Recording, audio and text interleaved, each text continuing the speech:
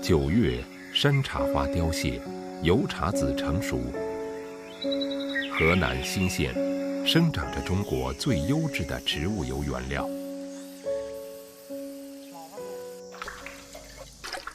油的导热性大大缩短了烹饪时间。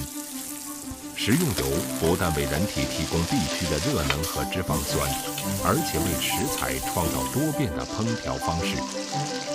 酥脆、娇嫩、爽滑，丰富而迷人的口感，可以提高人的食欲，也为中国美食变换更多可能。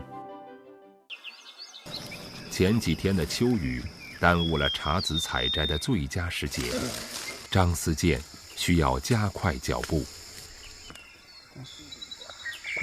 油茶树的生长对环境要求极高，温度、降雨量、海拔、土壤，甚至种植地的坡度都会影响收成。采摘依靠纯手工，决定了山茶油的稀缺性。茶油产量只占市场油类份额的1%，营养素却远超其他种类。然而，2年之前，在当地农民的眼中，它还只是榨油原料的其中一种。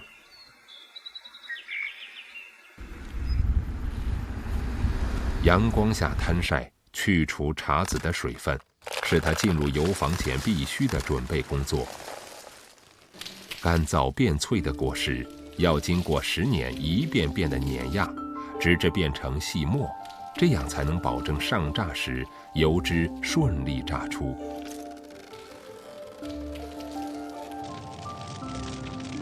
张思健已经烧好了开水，茶籽粉末在高温的熏蒸下，香气开始四溢。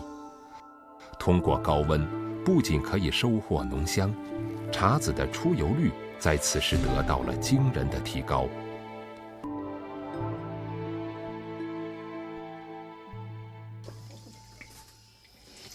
茶油耐高温，在烹饪时不易产生有害物质。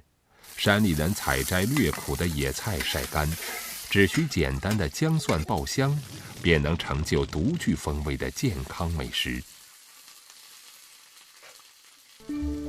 制作坯饼是木榨过程中难度最大的环节。稻草扎成最天然的滤网，趁热将磨碎蒸熟的茶籽倒入其中，铁环箍紧踩实。制坯速度和饼的厚薄决定出油率，保证效率的同时，更要保持细节完美。茶油带有独特的沁香，山民喜欢拿它烹饪最常见的食材。面糊加盐，醒好之后做入葱花，不停搅打。山茶油含有丰富的不饱和脂肪酸，能够促进人体对矿物质的吸收，是食用油中的佼佼者。随着面糊的颜色逐渐焦黄，香味开始弥漫。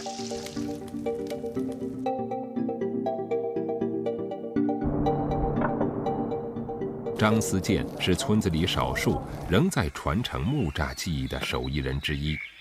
对这几位均已年过半百的老人，油坊用心招待。你看这油多漂亮，香，这茶油香。他们知道，开榨之时将是对技术和体能的双重考验。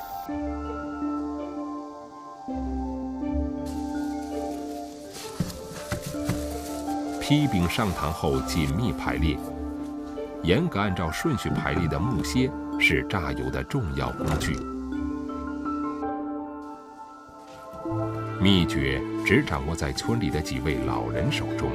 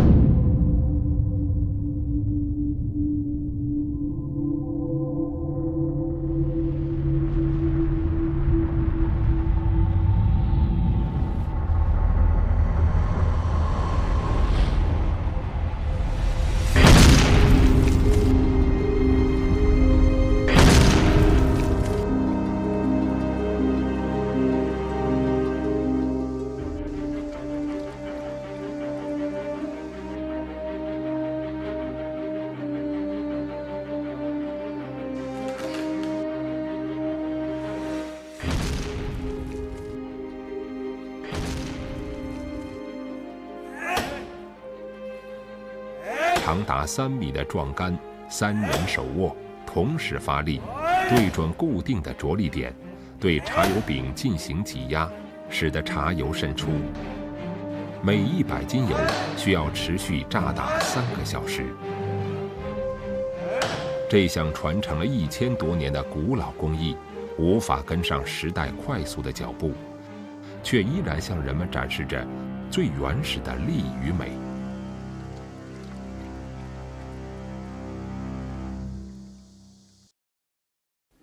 临近傍晚，张思健家中开始准备晚饭，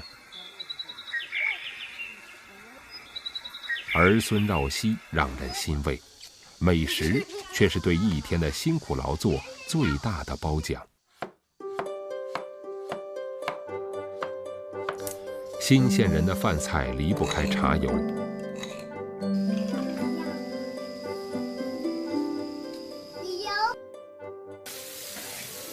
菜园里的南瓜，腌制的豆角，普通的鸡蛋，经过茶油的烹饪，就让一家人感到幸福而满足。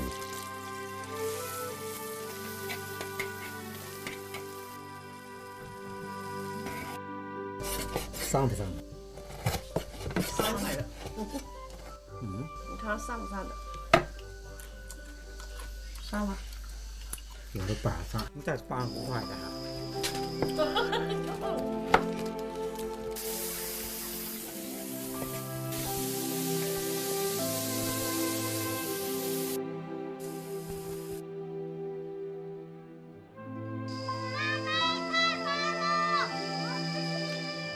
儿女在外，照料子孙成了许多中国老人最重要的工作，这是他们的乐趣，是中国最传统的亲情观，更是父母含蓄的爱。比起华丽的话语，他们更愿意为你夹起爱吃的家乡菜。这好，看样。平凡简单，也许就是他们对生活的最好注解。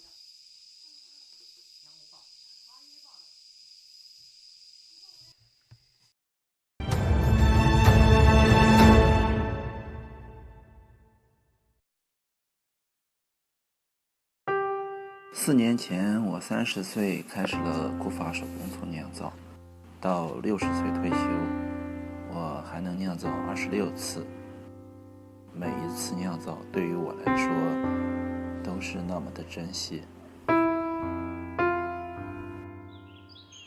10月中旬，黄土高原的东部地区逐渐褪去了夏日的燥热，大面积成熟的果子预示着收获的季节到了。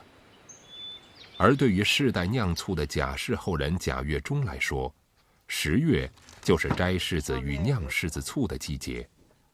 今天，贾月忠准备组织村民们去山坡的另一头采摘柿子。走，准备走了。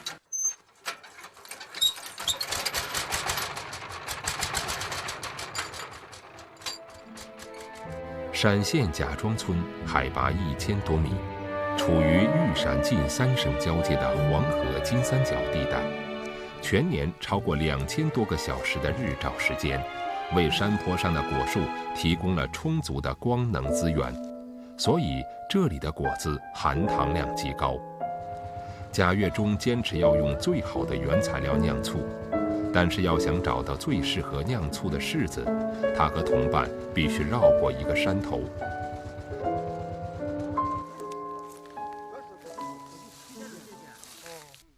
贾月忠选的这片柿子林属于半野生林，柿子树在被种上之后，它的命运便完全由大自然掌控着，直到成熟。干活之前肯定要先饱餐一顿。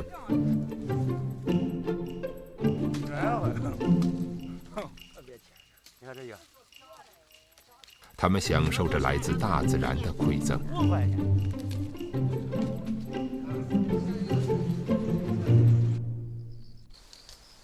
根据以往的经验，酿醋所用的柿子必须选用未成熟的硬柿子。一软了，其实就没有用了，对于我们来说，基本上软的都是给鸟吃了，要不就是像这样当肥料用了。柿子熟的越多，就预示着它们的收成越少，所以在柿子还未完全成熟之前，将它们完全摘下，是贾月中必须要完成的任务。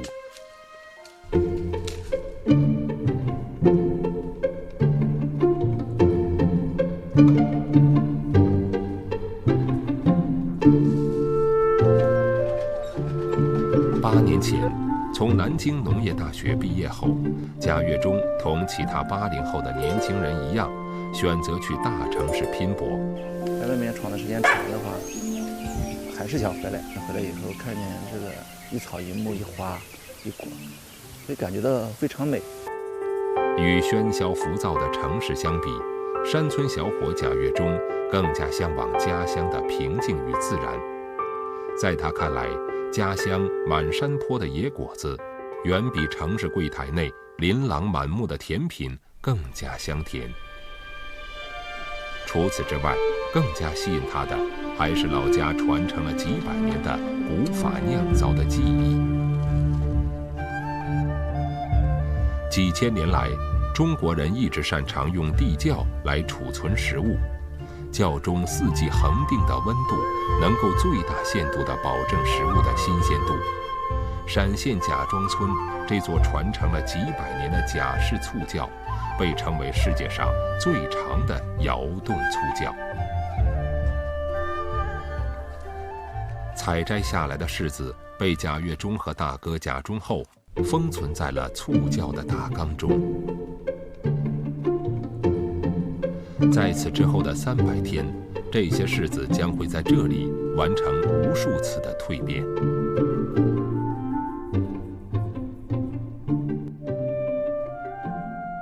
春天的莲桥，夏日的葡萄，秋天的柿子，冬日的苹果，贾月中将每个季节都收进了醋窖。贾月中喜欢在醋窖中走走看看，与在醋缸中居住的小精灵交流。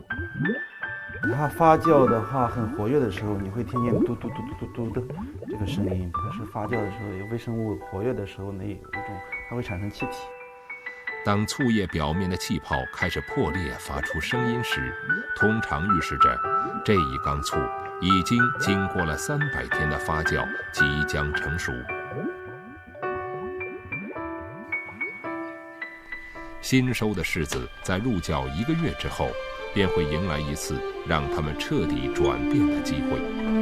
被小心收藏在木箱中的这个罐子，是贾月中的宝贝。像一个传承的一个精神，我们只要有一点点这个，就代表着我们和我们的祖先有这么一根线。生病的人都不可以去抱这个罐子，媳妇儿没娶进门去，也是都不能碰。罐子中的白色粉末被贾月中唤作醋根，也就是醋曲，它掌握着让柿子完美转化的关键。附着在柿子上的醋曲会随着时间的流逝慢慢开花。近100米的深度让醋窖阻隔了风与空气，始终保持着恒定的温度。微生物长期在一个均衡的环境中，会不断地产生一些微量元素，汇集在醋液的表面。只有最好的醋，才能形成如此完美的醋盖。要把它当成一个生命来看待，然后这个醋，它才能酿成一个好醋。经过300天的陈酿，这缸醋即将进入最后的临醋阶段。在大缸的底部插入玉米杆，拌入麦秸，用桑树棍搅拌。每一个步骤，贾月中都严格遵守着祖辈们流传下来的规则。陕县人离不开柿子醋。柿子醋中含有大量醋酸、乳酸及氨基酸，能够有效地维持人体内 pH 值的平衡。千百年来，这里的人们几乎家家户户都会在柿子成熟的时候酿上几坛子醋，以供全家1年的食用。新出的头茬醋醋劲十足，贾月中要和家人一起分享。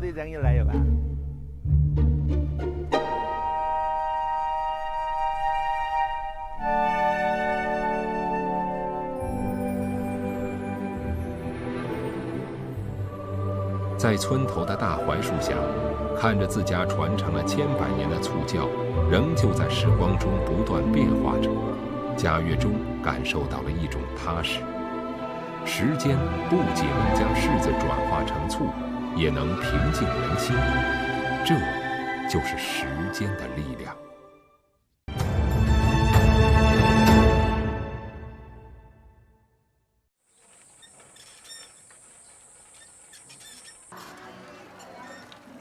一二，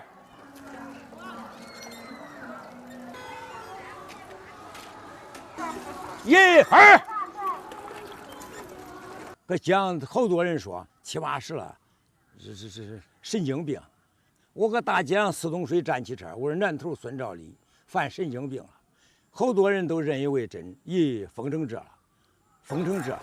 站一下，站一下。一二。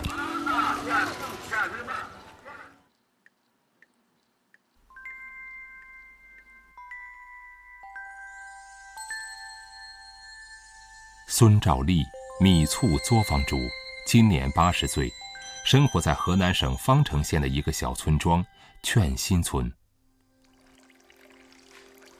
醋上古至周称稀，汉称作，亦称苦酒，唐宋演作为醋。中国人酿醋的历史有3000年，在中原地区，人们用小米酿醋，称之为米醋。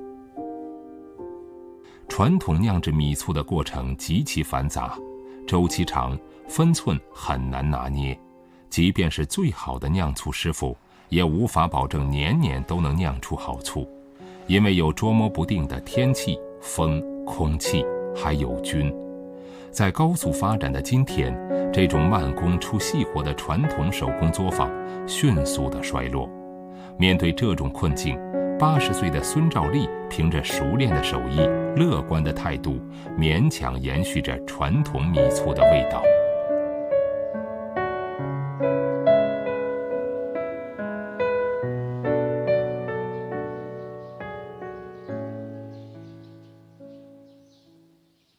战争，我想是啥好主意嘞？带动周边的人体会到、回悟出我的健康是打哪儿来的。孙兆立卖祖传米醋、小醋的，我并不提。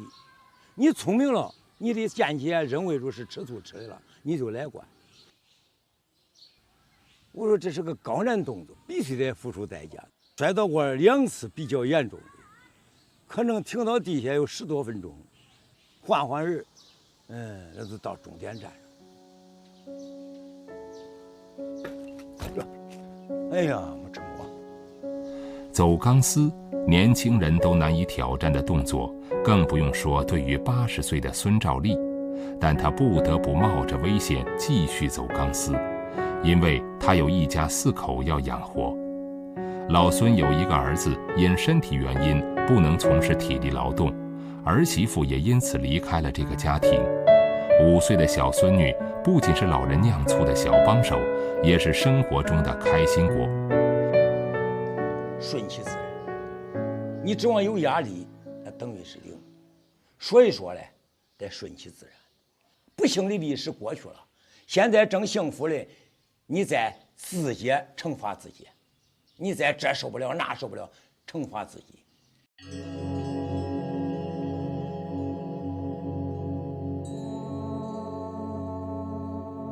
一般而言，西方人以水果和葡萄酒酿醋，中国人以谷物酿醋。米醋的主要原料为小米、高粱、玉米和小麦，4种谷物混合，磨成粉，蒸煮成饭。接着进行酿醋的最重要的一步——拌醋曲。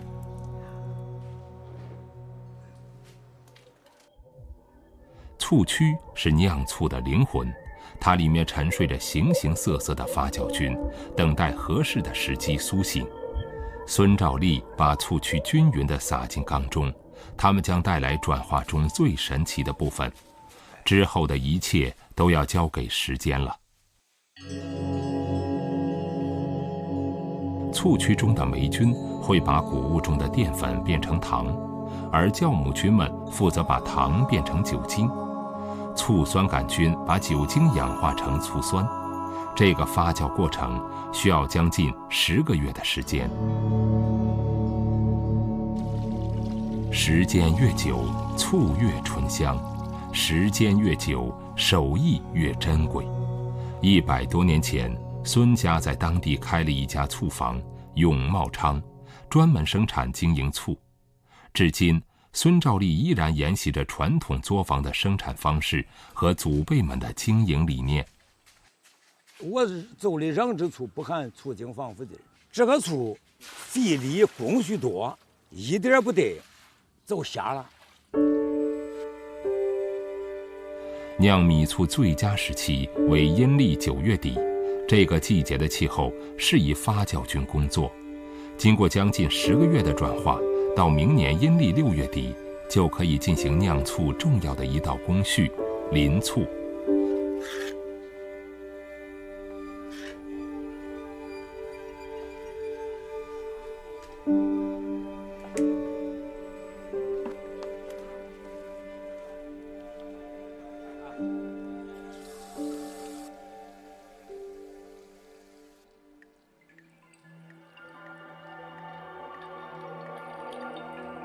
2天后，水落醋出，得到头醋。头醋加入茴香、大料、桂皮等5香调料，一灶旺火熬煮，去除杂质，冷却后就得到醋味柔和、醇香回甜的米醋。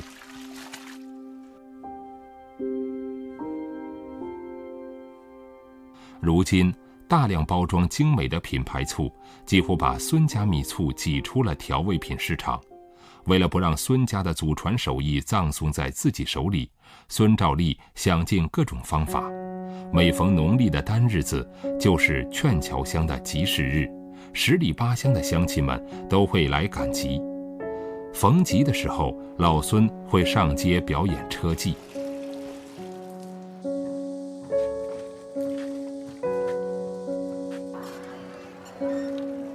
1、2。